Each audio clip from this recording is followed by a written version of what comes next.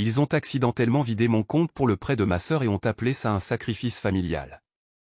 Mon père a dit, j'ai confondu les comptes. C'était une simple erreur.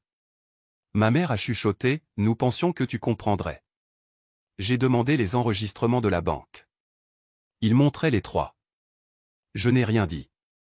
J'ai juste tranquillement signalé l'incident, gelé les comptes et bloqué l'accès. Ce soir-là, ma mère a appelé 17 fois. Ma sœur a envoyé un texto, nous sommes une famille. J'ai souri. Tout a commencé par un message de groupe. Dîner de famille dimanche. Décontracté. Juste nous. Juste nous. Comme si je ne me méfiais pas déjà de tout message impliquant de la nourriture et une proximité familiale. La dernière fois qu'ils ont dit, juste nous, je me suis retrouvé à payer une note de sushi de $600 et on m'a reproché d'avoir humilié le petit ami de ma sœur parce que je lui avais demandé ce qu'il faisait dans la vie. Mais bien sûr, décontracté. Je suis arrivé avec 5 minutes d'avance. Erreur de débutant. La maison était déjà en pleine effervescence. Les voitures s'alignaient sur le trottoir comme pour un vide-grenier organisé par Anthropologie. La nouvelle Audi de ma sœur scintillait sous le lampadaire, garée comme un trophée dans l'allée. Elle ne travaille pas. Pas dans le sens traditionnel du terme, celui qui génère des revenus. Je suis entré. Personne n'a levé les yeux. Salut, ai-je dit. Ma mère s'est retournée depuis la cuisine. Tu es là, a-t-elle dit, d'un ton neutre. Ni chaleureux, ni froid, juste factuel, comme pour annoncer une couverture nuageuse. J'avais dit 19 h, a-t-elle ajouté en regardant l'horloge du micro-ondes. Il était 18h56. Tu veux laisser tes chaussures près de l'entrée de service, a demandé mon père depuis le canapé, sans me regarder. L'entrée de service, vous savez, celle à côté de la buanderie et des vieilles gamelles du chien. J'ai pris une grande inspiration. Bien sûr. Le salon ressemblait à un catalogue de richesses émotionnellement refoulées. Des tons neutres, un vase en verre rempli d'eucalyptus sur chaque surface plane. Mon beau-frère sirotait ce qui ressemblait à un verre de whisky, mais qui contenait de l'eau citronnée et probablement les larmes de la personne qu'ils avaient engagée pour mettre en scène cette réunion décontractée. Ils étaient déjà assis quand je suis entré dans la salle à manger. 10 personnes, 3 bougies et des marque-places avec des noms en écriture cursive métallisée. Mon nom n'en faisait pas partie. Je suis resté là, debout, attendant que quelqu'un remarque. Ma mère a levé les yeux. Oh, nous ne savions pas si tu te joindrais à nous pour le dîner. Mais nous avons fait des provisions en plus. Fait des provisions en plus, comme si j'étais une possibilité. Comme si j'étais une pensée après coup. Comme une pomme de terre au four que personne n'a commandé mais qu'on a fait cuire au micro-ondes au cas où. J'ai souri. Je devrais m'asseoir par terre, ou... Ma sœur a ri. Oh, allez. On t'a gardé la place près de la cuisine. Tu seras juste à côté de la cave à vin. Techniquement exact.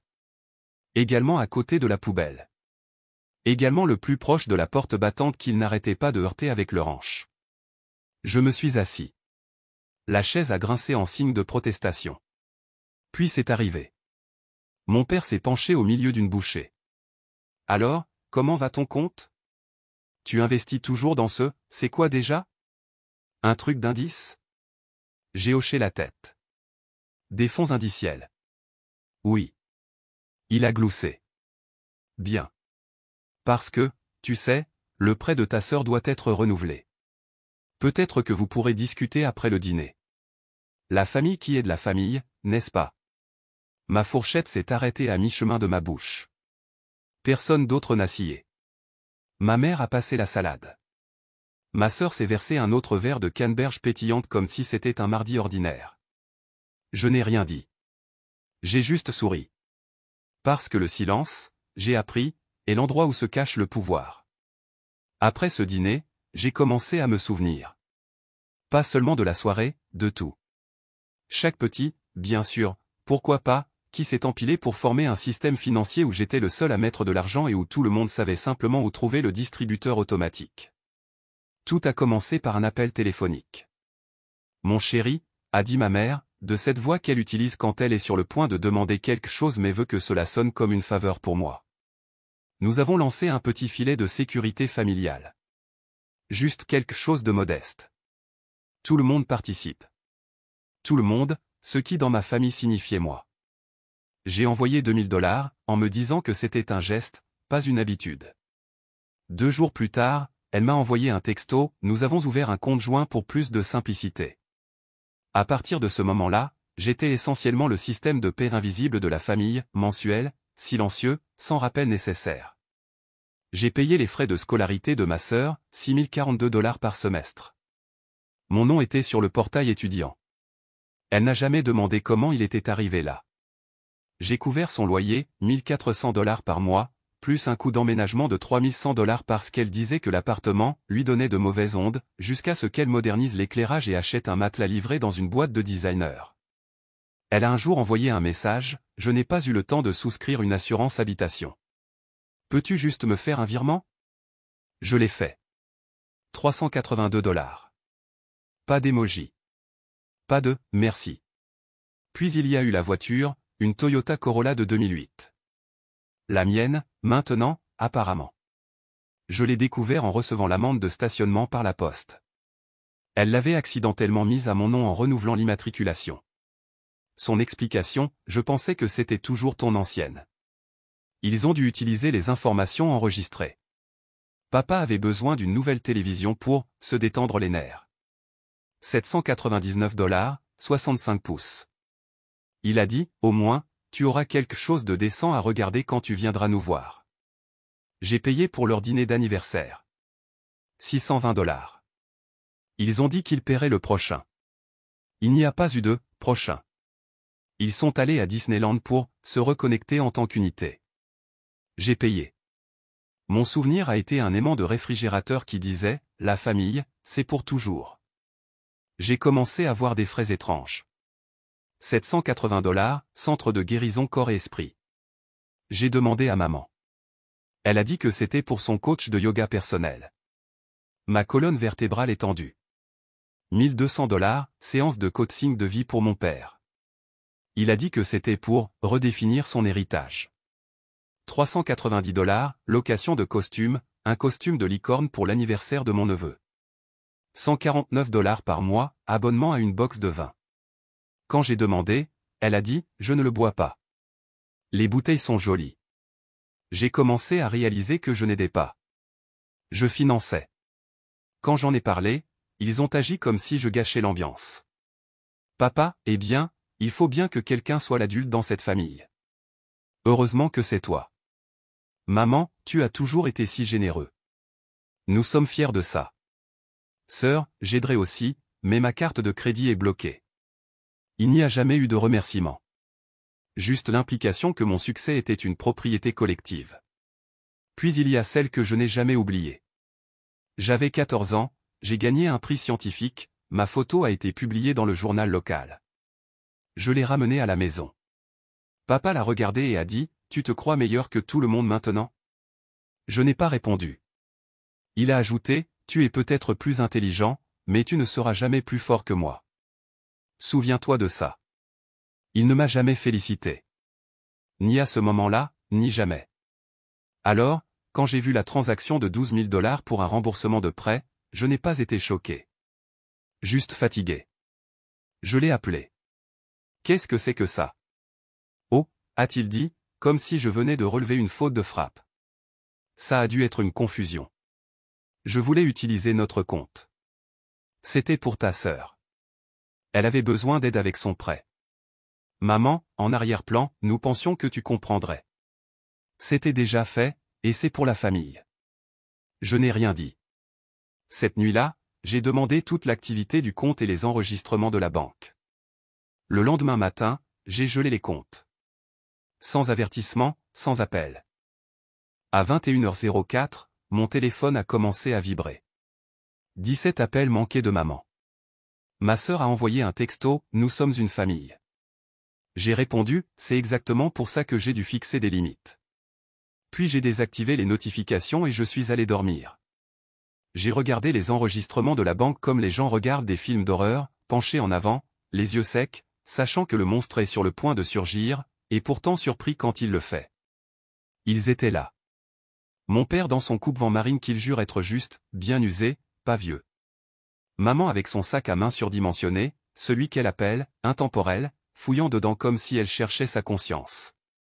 Et ma sœur, avec des lunettes de soleil de créateur, à l'intérieur, faisant défiler son téléphone avec l'intensité de quelqu'un qui réserve un Airbnb pour un week-end qu'elle ne paie pas. Ils étaient au comptoir. Le banquier souriait, clairement briefé. Des papiers ont circulé. Ma sœur a signé la première, comme si elle l'avait déjà fait. Puis papa s'est penché et a dit quelque chose qui les a fait rire tous les trois. J'ai rembobiné. Il s'en fichera. Il est stable. Il a toujours été fiable. Ça ne le dérange pas d'aider. Maman a ajouté, il est le toujours. C'est ce qui fait de lui le bon. Sœur, exactement. Il devrait être fier que nous lui fassions confiance pour ça. La confiance.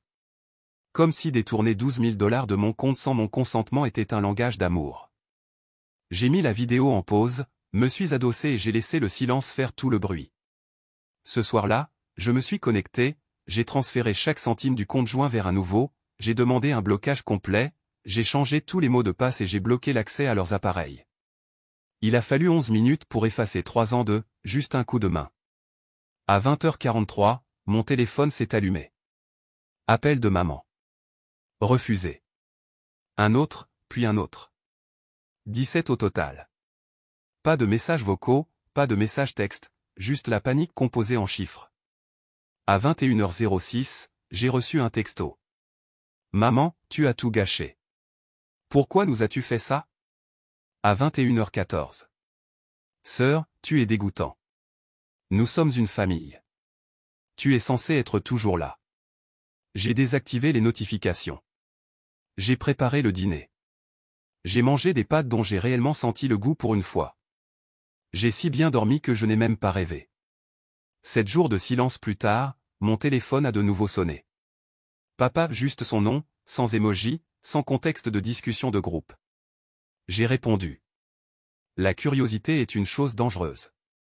Tu es occupé samedi soir, a-t-il demandé. Pourquoi? Il y a un combat. Poids moyen. Un gros.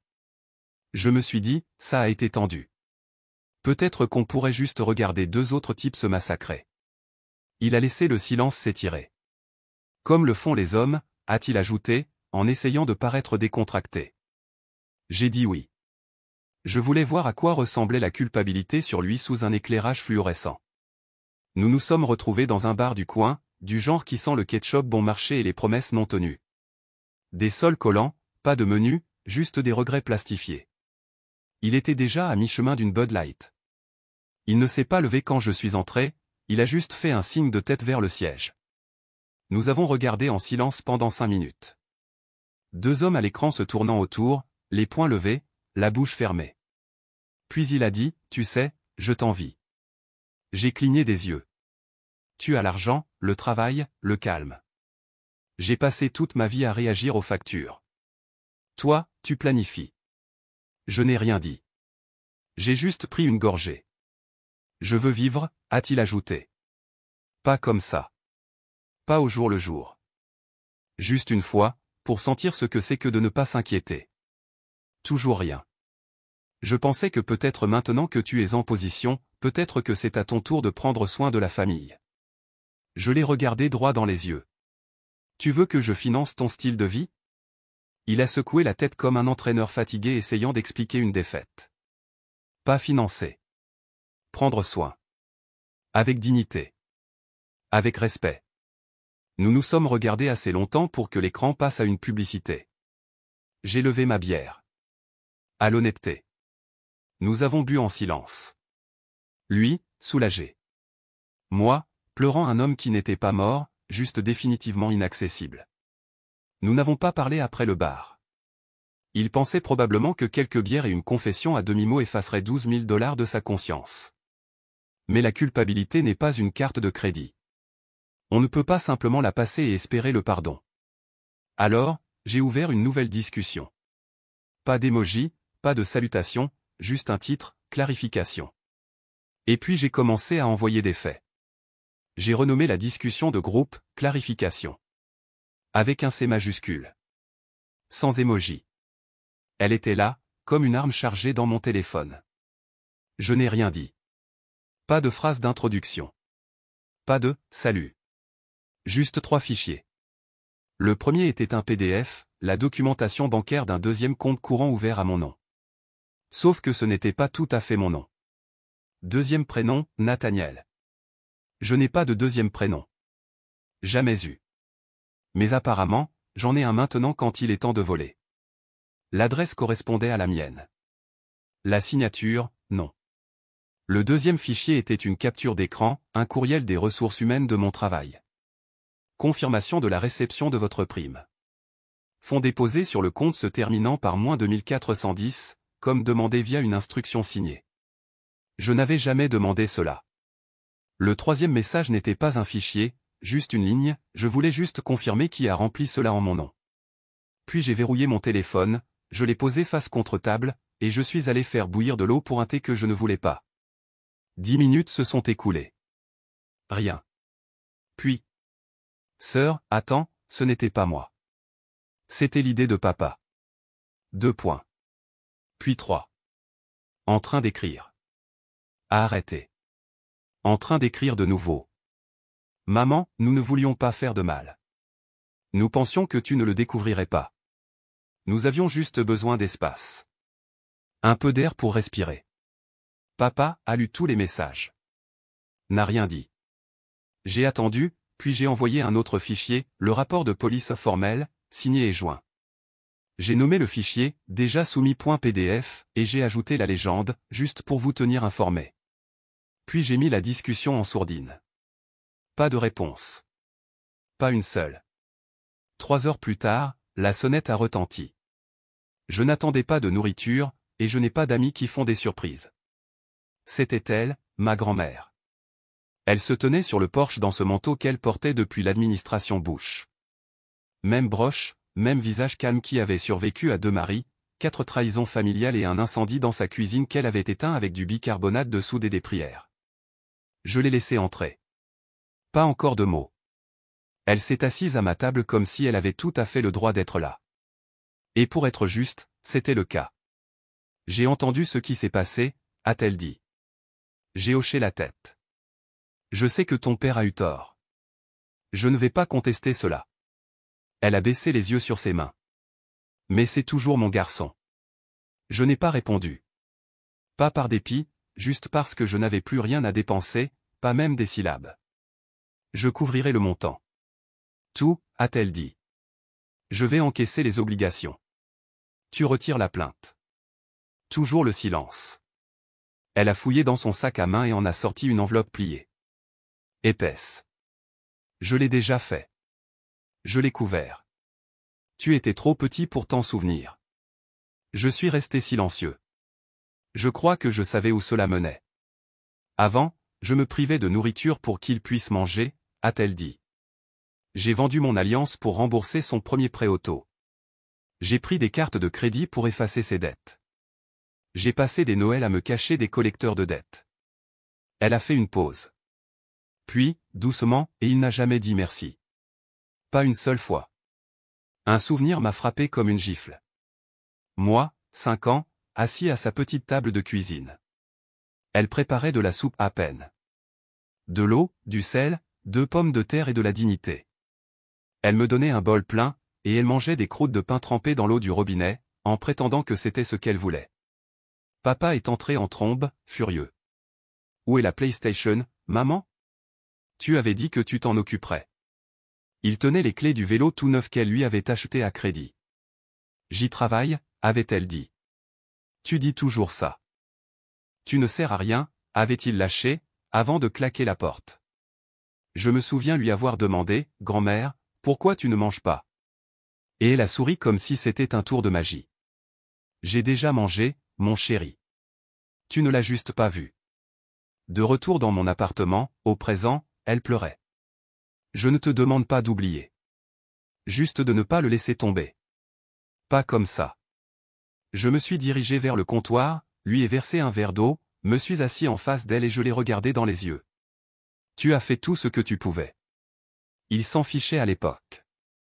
Il s'en fichera maintenant. Elle s'est mordu la lèvre. N'a rien dit. J'ai terminé, cette fois, laissez-le trouver sa propre issue. Je ne vais pas arranger ça pour lui. Elle m'a regardé longuement, puis a hoché la tête une fois, profondément, et s'est levée. Pas de câlin, pas de sortie dramatique. Juste du calme. Elle a refermé la porte derrière elle. Je suis resté seul, téléphone éteint, boîte de réception pleine, cœur enfin plat. Ni en colère, ni vengé. Juste à bout. Nous n'avons pas parlé après cette nuit. Il a dû penser que quelques bières et une confession de second ordre pourraient régler des années d'extraction. Que le silence lisserait les bords d'une signature que je n'ai jamais autorisée. Qu'un verre partagé signifiait une illusion partagée. Ce ne fut pas le cas. J'ai attendu. Et quand l'invitation est arrivée, j'ai su que j'irais. Pas à cause d'eux, mais à cause d'elle. C'était un message vocal. Sa voix avait toujours cette douceur stable, comme quelque chose d'une époque où les gens laissaient encore les lumières allumées les uns pour les autres. J'aimerais beaucoup te voir pour mon anniversaire. Ce n'est rien de grand, juste un gâteau. Viens pour moi, pas pour le bruit. Et c'est ce que j'ai fait. L'appartement était exactement comme dans mes souvenirs. Même signe en porcelaine ébréchée, même nappe en plastique, même tentative de joie. Un ballon doré en forme de 80 flottait dans un coin, bien qu'elle n'ait que 76 ans. Ils arrondissaient. C'est notre spécialité familiale. Regardez qui a enfin décidé de se montrer, a rayonné ma sœur, s'approchant empaillettée avec audace. J'ai hoché la tête. Je n'ai pas parlé. À l'intérieur, ma mère organisait déjà les chaises comme si elle dirigeait un deuil. Papa se tenait près des boissons, comme toujours, agissant comme si nous venions de rentrer de la guerre et que maintenant tout devait être tranquillement normal. J'ai pris un siège, je les ai regardés s'agiter. Ils souriaient comme si de rien n'était, comme si le silence pouvait réinitialiser l'histoire. Nous avons traversé la préparation maladroite du gâteau, les chants, les applaudissements. D'une manière ou d'une autre, ils ont fait de son anniversaire une sorte d'intervention pour moi. Puis, alors que les bougies brûlaient encore et que tout le monde attrapait des fourchettes, je me suis levé. J'ai apporté des cadeaux, ai-je dit. Pas de papier cadeau, pas de ruban, juste un dossier bleu marine. Je l'ai ouvert. 3 enveloppes, simples, étiquetées, maman, papa, sœur. Je les ai distribuées une par une. Qu'est-ce que c'est, a demandé ma mère, prudente. Un dossier, ai-je dit. De ce qui a été emprunté, avec les conditions de remboursement. Ils ont ouvert les papiers. Chacun avait son total, son taux hebdomadaire, sa ventilation. Maman, 3 cents par semaine. Papa, 3 cents par semaine. Sœur, 5 cents par semaine. Tout était basé sur des revenus réels, tout était calculé, juste, propre. Les pages incluaient des transferts, des captures d'écran, des paiements effectués en leur nom, des cadeaux reclassés en dette. Je ne demande pas de miracle, ai-je dit. Je suggère simplement que vous appreniez enfin ce que ça fait de contribuer. Ma sœur a ricané. C'est dégoûtant. Non, ai-je dit, toujours calme. Ce qui était dégoûtant, c'était le faux compte. Ça, c'est une structure. Le visage de papa s'est crispé. C'est une humiliation. J'ai haussé les épaules. Non, c'est l'équilibre. Je n'ai pas élevé la voix. Je n'ai pas accusé. J'ai juste placé un miroir sur la table et je les ai laissés regarder. Le silence est tombé comme un verre brisé. Ils ont fixé les factures comme si les chiffres allaient se réorganiser pour former des excuses. Ma mère a tourné ses pages 2 fois, espérant une chute comique. Mon père a plié la sienne proprement, comme si les mauvaises nouvelles méritaient de l'origami. Ma sœur a lu la sienne à voix basse, puis m'a regardé comme si je venais de la désinviter de son propre fantasme. « Tu veux sérieusement qu'on te rembourse » a-t-elle demandé. Non, ai-je dit. Je m'attendais sérieusement à être remboursé. Tu es fou, a-t-elle marmonné. Je n'ai pas répondu. La folie n'imprime pas de reçu. Puis un lambruissement a percé la tension. Grand-mère. Elle était assise au bout de la table, les mains immobiles, le visage illisible. Elle a ouvert son sac à main de ce vieux truc en cuir qui avait survécu à plus de trahison que la famille elle-même et en a sorti 300 $ en billets neufs. Elle s'est levée, s'est approchée et a posé l'argent sur la table devant moi. Je ne cautionne pas ça, a-t-elle dit doucement. Mais je vais commencer, parce que quelqu'un doit le faire. La pièce s'est figée. Personne ne respirait. Seul le faible vrombissement d'un ventilateur de plafond en plastique continuait de tourner à travers les décennies. Je l'ai regardé, ni choqué, ni ému, juste immobile. J'ai pris l'argent, je me suis approché d'elle et je le lui ai doucement remis dans les mains. Je ne collecte pas auprès de toi, ai-je dit. Je collecte auprès d'eux. Elle n'a pas argumenté, n'a pas plaidé, a juste refermé sa main sur les billets et a hoché la tête. La bouche de ma sœur s'est ouverte, mais rien n'en est sorti. Ma mère a regardé ses propres genoux comme si la culpabilité pouvait se cacher dans les plis de sa jupe. Mon père a finalement parlé. Nous sommes une famille, a-t-il dit. Ce n'est pas comme ça que les familles règlent les choses. Je l'ai regardé droit dans les yeux. Non. C'est comme ça que les familles restent brisées. Un vol silencieux. Une culpabilité bruyante. Zéro calcul. Puis je me suis tourné vers grand-mère. Merci, ai-je dit, d'avoir toujours été la seule adulte dans cette pièce. Je me suis dirigé vers la porte. Ils ne m'ont pas arrêté. Non pas parce qu'ils ne le voulaient pas, mais parce qu'ils avaient enfin compris. Il n'y aurait pas de négociation, pas de câlin de dernière minute, pas de murmure de « nous allons arranger ça ». Juste un dossier sur une table et un silence lourd d'intérêt. Le premier paiement est arrivé un mardi. 300 $ de mon père. Pas de message, juste une notification, dépôt reçu, John Sir, jeudi, 300 autres $ de ma mère. Vendredi, 500 $ de ma sœur. Pile à l'heure, comme si elle avait un calendrier intitulé « Rédemption ». Pas d'excuses. Pas de « parlons-en ». Juste des chiffres. Juste le silence avec un logo de banque. Je n'ai pas répondu, je n'ai pas accusé réception, mais je ne l'ai pas arrêté non plus.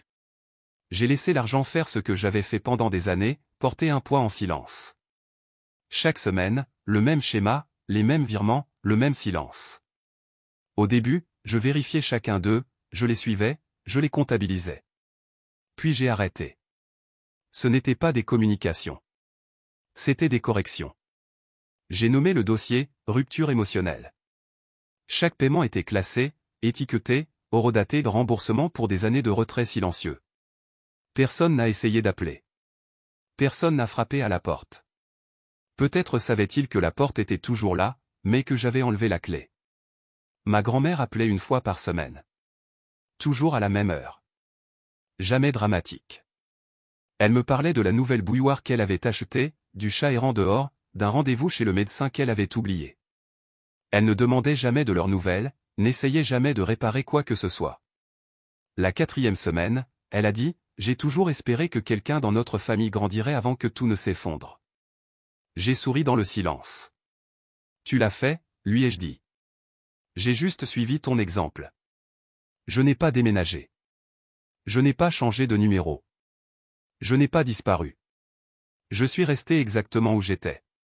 Même appartement, même supermarché, même barista qui oubliait toujours le couvercle. Mais quelque chose avait changé. J'ai acheté une voiture, une nouvelle. Pas pour que quelqu'un d'autre l'emprunte. Juste la mienne. J'ai signé les papiers et j'ai souri quand ils ont demandé « quelqu'un d'autre sur le titre de propriété ». Non, ai-je dit. C'est enfin juste moi. J'ai recommencé à cuisiner, pas pour étirer un repas pour plusieurs bouches.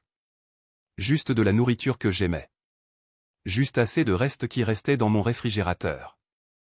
Et j'ai dormi profondément sans cette douleur dans ma poitrine qui me chuchotait autrefois, tu as oublié quelque chose. Quelqu'un a besoin de toi. Personne n'avait besoin de moi maintenant. Il me devait juste de l'argent. Un jour, j'ai reçu une lettre, une vraie, manuscrite de ma mère. Nous t'aimons toujours, disait-elle, même si tu es devenu froid. Je l'ai retournée, j'ai pris un marqueur Sharpie bleu et j'ai écrit au dos, je ne suis pas devenu froid.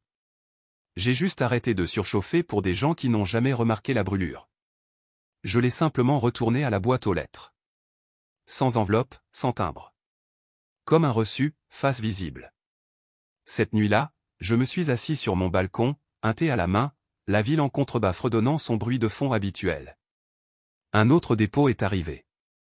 500 $, sœur. Pile à l'heure. Je n'ai pas ouvert l'application. J'ai juste souri. Ils avaient enfin appris à donner quelque chose en retour. Pas de l'amour, pas de l'honnêteté. Juste un remboursement. Et moi? Je suis resté. J'ai vécu. Je me suis reposé. Parce que pour la première fois de ma vie, j'avais des limites. Et cela m'a construit.